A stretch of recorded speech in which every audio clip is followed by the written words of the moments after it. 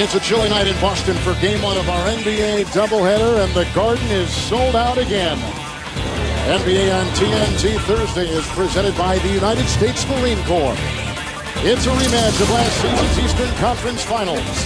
The Detroit Pistons and the defending NBA champion Boston Celtics.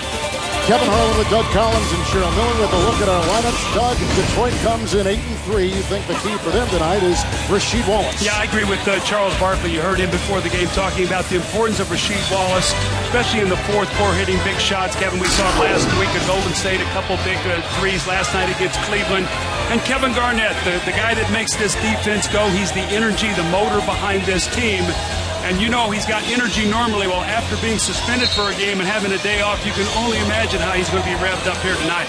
Doug, both teams have had a difficult schedule to start this season, and both teams weathered it well. Yeah, and I think both coaches are happy because when I talked to Michael Curry, he said, you know what, I got a sense on the things that we do well and the things that we do poorly and what we're going to have to do to continue to get better. I think for Doc Rivers, he talked about, I got to start tapering my stars minutes back, my top three players, and start getting my bench more into the rotation. You saw that the other night in the game here without Kevin Garnett. So both coaches learning about their teams here early in the season. Visiting Detroit Pistons last night took care of the Cleveland Cavaliers 96-89. They shot 51%. They had a terrific fourth quarter. And recall now that Cleveland went into last night's game, Doug, having won 8 consecutive games. Couple that with their win over the weekend against previously unbeaten Los Angeles, beating the Lakers. It's been a pretty good week for Detroit. Yeah, I think Michael Curry, when he's looked at this schedule, you go back to November 9th, the first time these two teams played. Allen Iverson's second game with the team, the first night in the Palace. And I thought in that game, Kevin, that Boston was the tougher team. Physically, they were the tougher team. Let's see how Detroit responds tonight after now playing 7 games with Allen Iverson.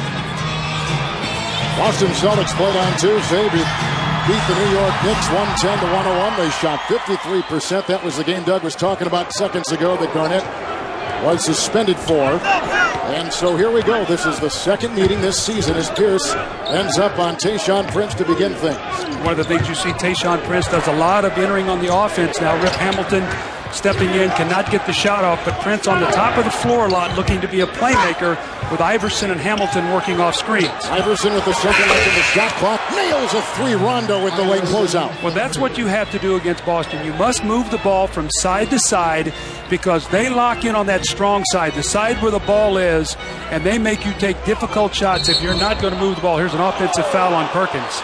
And Perkins will pick up his first personal foul. Just cleaning up that first game. Boston beat Detroit on that Sunday night early in the season, 88-76. In that game, Doug, Boston plus 20 points in the paint, plus 7 points off turnovers, and their bench was terrific, as you were talking about. Well, Tony Allen had 23 points. He really was the guy in that game. Remember Rodney Stuckey, that was the game. He got lightheaded, only played a very few minutes, actually only played 12 minutes in that game. So he will be back tonight at full strength, which should make a difference. Here's the 4-time scoring champion Iverson, finds Brown inside, who got by Perkins, who looked a little slow to the slot, and so Iverson's got 3, and he's got an assist to start the game. Well, that's what Kwame Brown needs to do with this team. Put himself in position. There's a lot of dribble penetration. Just catch the ball and finish. When he fumbles the ball and goes too quickly, it's when he gets himself in trouble. That's off Kwame Brown. And they're starting Brown because of his muscle, because of his girth. As you watch Iverson go inside and foul Brown, the former #1 overall pick in the NBA. And Boston is going to defend that paint at all costs. That time Perkins came over and nobody to rotate to help on Kwame Brown. Wide open, it's Garnett. Rasheed Wallace, one of the great mid-range jump shooters in the NBA, Kevin Garnett.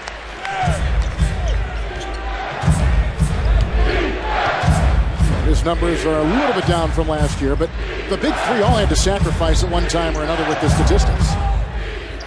No, their offensive numbers are down this year. Their defense is actually a little bit better in terms of points and field goal percentage and all. As Rasheed Wallace in the post against Garnett. But offensively right now, they've turned the ball over too much. Boston over 17 turnovers a game, Kevin. That's worse than the league. That's 30th in a 30-team league. It's Garnett again over Kwame Brown this time. And it's picked up by Prince. Ahead it goes to Allen Iverson. Transition defense. That's what Doc Rivers talked to us before the game. He said, we've got to get back. This Detroit team looks to attack